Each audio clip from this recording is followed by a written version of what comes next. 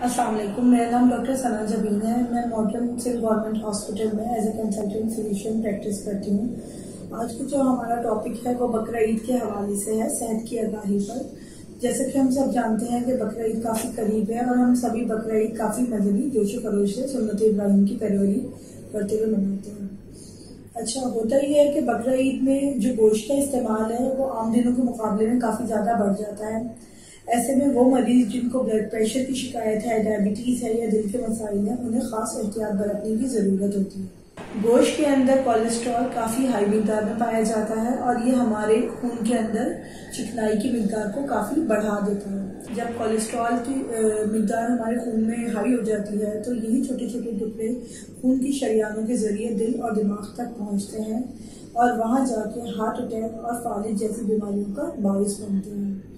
इसलिए आप सभी लिसनर्स से मेरी ये रिक्वेस्ट है कि गोश्त आप लोग ज़रूर इस्तेमाल करें, लेकिन ये कि एतदाल में रहते हुए गोश्त का इस्तेमाल करें, मुतवाज़िन ग़िज़ा खाएं, अपना भी ख्याल रखें और अपने साथ घर वालों का भी ख्याल रखें और ये कि वर्जिश को भी अपनी ज़िंदगी का मामूल बनाएं।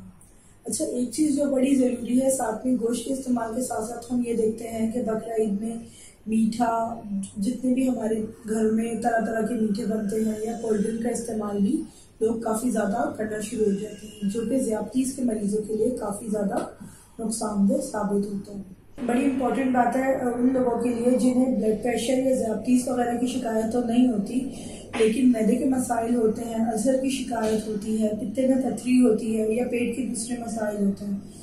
ऐसा आमतौर पे देखा ये गया है कि बकरा ईद वाले दिन से ही हमारे पास इमरजेंसी में मरीज आना शुरू हो जाते हैं, पेट में दर्द, उल्टी और मोशन के साथ। और इन सब बीमारियों की वजूहत यही होती है कि हम बहुत ज़्यादा ओवर ईटिंग कर लेते हैं।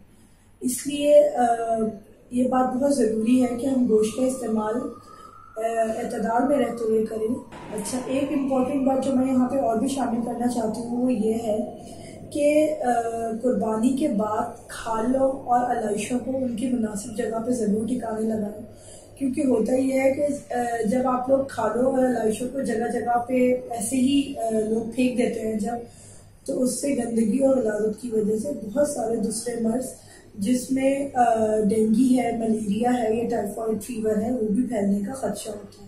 इस बात का ख्याल रखें कि कुर्बानी के वक्त भी मास्क आप लोग लाजमी इस्तेमाल करें, सोशल डिस्टेंसिंग रखें ताकि कोरोना की वबा मज़ीद ना फैले या जितनी फैली हुई है उसको हम मज़ीद जो है वो फैलने से रोक सकें। शुक्रिया।